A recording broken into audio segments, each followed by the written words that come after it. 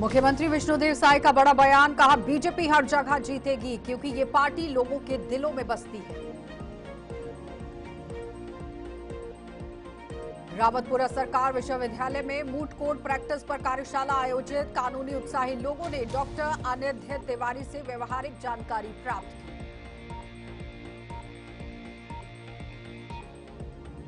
और स्वास्थ्य मंत्री श्याम बिहारी जायसवाल ने कांग्रेस पर तीखा हमला बोला, कहा कि विधायक देवेंद्र यादव की सुप्रीम कोर्ट से बेल के बाद कांग्रेस का जश्न मनाना उचित नहीं। नमस्कार, बुलेटिन में आपका स्वागत है। मैं हूं आपके साथ आशा सरमाल। चलिए शुरुआत करते हैं छत्तीसगढ़ से जुड़ी खबरों की। छत्तीसगढ़ के मुख्यमंत्री विष्णुदेव साय ने पंचायत चुनाव में बीजेपी की जीत के बारे में अपने विचार व्यक्त किए। उन्होंने कहा कि बीजेपी हर जगह जीतेगी क्योंकि ये पार्टी लोगों के दिल में बसती है और लोगों के सर्वांगीण जो विकास है उसके लिए काम कर रही है। निमंत्रण था और बहुत ही अच्छे तरीके से इस पूरे शादी का आयोजन उन्होंने किया और राजमाता जी को, उनके परिवार वालों को बधाई और शुभकामना।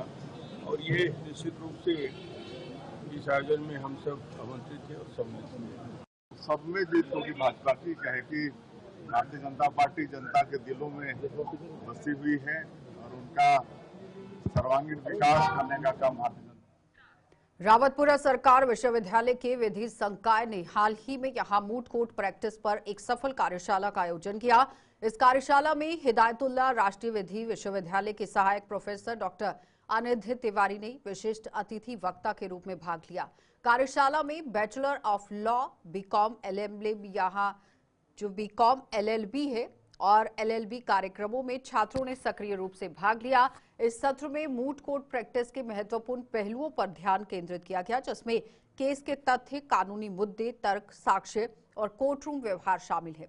तो डॉक्टर तिवारी ने अभिव्यक्ति भी, यहाँ आप देखिए जो अभिव्यक्ति की स्वतंत्रता है, इस पर एक व्यवहारिक केस स्टडी प्रदान की, जिससे छात्रों की वास्तविक दुनिया की कानूनी कार्यवाही की समझ में वृद्धि हुई। इस कार्यक्रम में प्रतिष्ठित संकाय सदस्यों ने भाग लिया और इसका समन्वय किया। कार्यशाला ने छात्रों को मूट कोर्ट प्रतियोगिताओं और उनके भविष्य के कानूनी करियर में उत्कृष्टता प्राप्त करने के लिए आवश्यक कौशल से लैस किया और ये एक अमूल्य शिक्षण अनुभव था जिसने छात्रों को कानूनी क्षेत्र में अपने कौशल को विकसित करने में मदद की। तो छत्तीसगढ़ के दिग्गज नेता पूर्व मंत्री सांसद बृजमोहन अग्रवाल ने राज्य में कानूनी व्यवस्था की स्थिति पर चिंता व्यक्त की है। उन्होंने कहा कि राज्य में वनवासियों के बीच आपसी लड़ाई, धर्मांतरण और गायों की तस्करी जैसी घटनाएं बढ़ रही हैं। अग्रवाल ने कहा कि इन घटनाओं को रोकने के लिए कड़े कानून की आवश्यकता है। उन्होंने ये भी कहा कि जब वे धर्मस्व जो विभाग है देख रहे थे, उन्होंने धर्म स्वतंत्रता विधेयक संशोधन कानून लाने की तैयारी की थी। उन्होंने मुख्यमंत्री को पत्र लिखकर इस कानून में संशोधन के लिए कहा है और साथ ही साथ पशु क्रूरता पर कड़ा कानून बनाने की मांग की। अग्रवाल ने कहा कि अगर नए कानून लागू किए जाते हैं तो इससे राज्य में कानून व्यवस्था की स्थिति में सुधार हो सकता है। जो छत्तीसगढ़ में लगातार धर्मांतरण की घटनाएं हो रही हैं और उसके कारण कानून व्यवस्था की स्थिति उत्पन्न हो रही है, धर्मस्व मंत्री रहते हुए हमने माननीय मुख्यमंत्री जी की सहमति से धर्म स्वातंत्र विधेयक में संशोधन का प्रस्ताव, जिसमें कड़ी सजाओं का प्रावधान करने की बात थी, वो लाने का निर्णय किया था। परंतु लगातार चुनावों के कारण वो संशोधन विधेयक नहीं आ पाया है।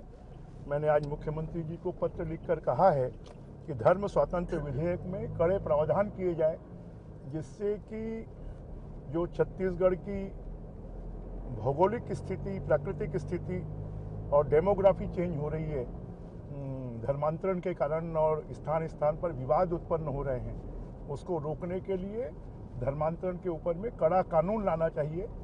और छत्तीसगढ़ में एक नई बात सामने आ रही है कि इसके कारण हमारे वनवासी समुदायों में आपस में भी विवाद पैदा हो रहा है। ये कानून बनने से धर्मांतरण की घटनाओं पर रोक लगेगी और कानून व्यवस्था की स्थिति उत्पन्न हो रही है वो भी नहीं होगी। साथ में मैंने इस बात का भी निवेदन किया है कि जो पशु क्रूरता अधिनियम है वो अधिनियम में भी छत्तीसगढ़ के स्वास्थ्य मंत्री श्याम बिहारी जायसवाल ने कांग्रेस पर तीखा हमला बोला। उन्होंने कहा कि विधायक देवेंद्र यादव की सुप्रीम कोर्ट से बेल के बाद कांग्रेस का जश्न मनाना उचित नहीं है, क्योंकि देवेंद्र यादव अभी जमानत पर है और अभी तक बाइज्जत बरी नहीं हुए हैं। तो मंत्री ने यह भी कहा कि कांग्रेस संविधान का सम्मान नहीं करती और हमेशा संविधान पर उंगली उठाती है। ये तो कांग्रेस में आज नहीं, काफी समय पहले से, या कांग्रेस पार्टी की यूं कहें कि इनके आजादी के बाद से ही हम देखेंगे तो इनके नेताओं की परंपरा रही है। कांग्रेस कई टुकड़े में बंट चुकी है और जो एक साथ है भी उनके विचार टुकड़े टुकड़े में बटे हुए हैं। यही कारण है कि ये प्रदेश अध्यक्ष बनने के लिए पूरे लंगर डालकर दिल्ली में खड़े हैं। और भारतीय जनता पार्टी में आप देखे होंगे कि हमारा इतना बड़ा संगठनात्मक चुनाव हुआ, कहीं कोई अभी किसी प्रकार का बात नहीं। तो कांग्रेस आपस में ही फूट है, एक दूसरे की। छत्तीसगढ़ में बीजेपी की लगातार जीत पर गृह मंत्री विजय शर्मा ने प्रतिक्रिया दी है। उन्होंने कहा कि ये जीत जनता की जीत है, नए नेतृत्व पर जनता का भरोसा है। साथ ही उन्होंने कांग्रेस पर तंज कसते हुए कहा कि वे जमानत पर रिहाई का जश्न मना रहे हैं, लेकिन उन्हें ये नहीं भूलना चाहिए कि ये रिहाई कितनी मुश्किलों के बाद मिली है। सुप्रीम कोर्ट से जमानत हुआ है, इससे पहले कितनी बार जमानत हुई है, खारिज हुए हैं विभिन्न बिंदुओं पर। जमानत मिलना, जमानत खारिज होने का अलग मसला है। मेरा सिर्फ ये कहना है कि इस तरह का काम नहीं करना चाहिए और आगे फिरैती करने की शुभकामनाएं दे रहे हैं। ऐसा नहीं करना चाहिए। देश की संपत्ति को, परिसंपत्तियों को इस तरह से नहीं करना चाहिए। ऐसा षड्यंत्र लोगों को नहीं करना चाहिए। जमानत होना एक अलग बात, कितनी बार जमानत खारिज हुआ हम जानते हैं, लेकिन वो मसला नहीं। मसला ये है कि भाव में परिवर्तन लाया। छत्तीसगढ़ अपना है, छत्तीसगढ़ के लिए इस तरह का षड्यंत्र जो करते हैं इनको ये नहीं करना। भाजपा की सरकार, माननीय विष्णुदेव साय जी की सरकार, उसमें नए नए मंत्री थे और सबका ये आकलन था कि आखिर होने वाला क्या होगा, मंत्रिमंडल कैसे काम करेगा। तो जनता ने प्रचंड मतों के साथ बहुत से प्रत्याशियों को नगरीय निकायों में भी और पंचायती राज में भी भाजपा के लोगों को विजयी बनाकर सरकार की कार्यशैली पर मुहर लगाया, सरकार की योजनाओं पर मुहर लगाया। अपनी संतुष्टि को जनता ने दर्शाया। मेहनत करके विष्णुदेव जी की टीम काम कर रही थी, ये इस पर मुहर लगा है। आभार है समूची जनता का, भाजपा के करबट कार्यकर्ताओं का, जिनके बदौलत ये छत्तीसगढ़ विधानसभा में बजट सत्र की शुरुआत होने जा रही है। प्रदेश में साय सरकार बनने के बाद ये उनका दूसरा बजट सत्र होने वाला है। 24 फरवरी से 21 मार्च तक बजट सत्र का आयोजन किया जा रहा है, जिसमें 17 बैठकें होंगी। वित्त मंत्री ओपी चौधरी के द्वारा 3 मार्च को बजट पेश किया जाएगा और इस बजट सत्र में सदस्यों के द्वारा 2367 प्रश्न लगाए गए हैं और साथ ही अलग अलग विषयों में 122 ध्यान आकर्षण लगाए गए हैं। तो बजट सत्र के पहले दिन राज्यपाल का अभिभाषण होगा। अभिभाषण के पश्चात सभी सदस्य निर्माणाधीन नए विधानसभा परिसर का निरीक्षण करने जाएंगे। विधानसभा अध्यक्ष डॉक्टर रमन सिंह का कहना है कि आने वाले 5 से 6 महीने में नए विधानसभा का कार्य पूर्ण हो जाएगा। नवीन विधानसभा पूर्ण रूप से डिजिटल होगी और साथ ही सभी सदस्यों को राजधानी के IIM में प्रशिक्षण भी दिया जाएगा। इसके पश्चात सदस्यों का चयन कर उन्हें लंदन भेजने की तैयारी भी की जा रही है।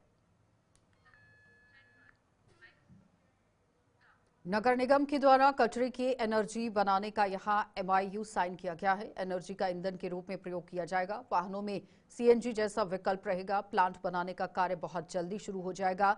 गीले कचरे और सूखे कचरे से यहां एनर्जी ईंधन बनाने का कार्य बहुत जल्द शुरू होने का दावा निगम प्रशासन कर रहा है। तो वहां आप देखिए, वाहन चालकों को सस्ते दाम में एनर्जी ईंधन उपलब्ध हो सकता है, मगर इसमें अभी निगम प्रशासन नहीं बोल पा रहा है।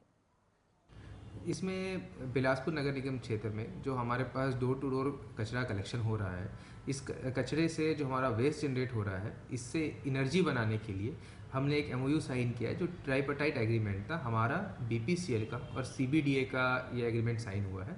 इसके अंतर्गत BPCL हमारे यहाँ इन्वेस्ट करके एक 50 करोड़ के लगभग लागत का प्लांट सेटअप करेंगे। उस प्लांट में हमारे जो गीला कचरा है, वो गीले कचरे से CBG बनाया जाएगा, जो कंप्रेस्ड गैस बनेगा, जो CNG होता है उसका मूल रूप होता है, और उससे फिर जो है उसको CNG की सप्लाई लाइन उससे सिटी के अंतर्गत उसको बनाई जाएगी और जो सिस्टम है उसमें उसको इंकॉर्पोरेट किया जाएगा। इसके साथ साथ सिटीज़ 2.0 के अंदर भी बिलासपुर का सिलेक्शन हुआ है, तो इसमें हमारे जो व्हीकल्स जो होंगे जो कचरा कलेक्शन कर रहे होंगे, ये सारे को कुछ समय में बदल के इसको इलेक्ट्रिक व्हीकल्स और ई फ्लीट पर लाया जाएगा। सर इसमें कब तक का काम चालू हो जाएगा? इसमें MOU हो गया है, लगभग 1 माह में कंसेशन एग्रीमेंट हो जाएगा और कंसेशन एग्रीमेंट के 24 महीने के अंदर इस कार्य को पूर्ण। तो पुलिस अधीक्षक मोहित गर्ग के यहाँ निर्देश पर ही आज त्रिस्तरीय पंचायत चुनाव के तृतीय चरण के लिए विकासखंड डोंगर गांव और डोंगरगढ़ क्षेत्रों का मतदान होना है, जिसे लेकर सुरक्षा के कड़े इंतजाम किए गए थे। सभी पोलिंग बूथ पर पुलिस जवानों की तैनाती कर दी गई। विकासखंड डोंगर गांव क्षेत्र में शांति व्यवस्था बनाए रखने के लिए 22 को अतिरिक्त पुलिस अधीक्षक ऑप्स यहाँ आप देखिए मुकेश ठाकुर के नेतृत्व में SDOP दिलीप कुमार सिसोदिया, थाना डोंगर गांव प्रभारी निरीक्षक अविनीश कुमार श्रीवास्तव और साथ ही साथ ये चुनाव ड्यूटी में लगे हुए पेट्रोलिंग पार्टी के द्वारा अपने दल बल के साथ ग्राम खुजी, खोरीपार और अन्य गांव के मतदान के आसपास बस्ती में अपने दल और बल के साथ एक दिन पहले वाहन एवं पैदल फ्लैग मार्च निकाला गया। फ्लैग मार्च के दौरान लोगों से ज्यादा मतदान में भाग लेकर शांतिपूर्ण और निर्भीक होकर निष्पक्ष अपने मताधिकार का उपयोग करने और मजबूत लोकतंत्र बनाने में अपना योगदान देने के लिए कह दिया गया। ग्रामीणों को भयमुक्त वातावरण में मतदान करने की अपील की गई। चलिए बुलेटिन में इतना ही, इजाजत दीजिए, नमस्कार।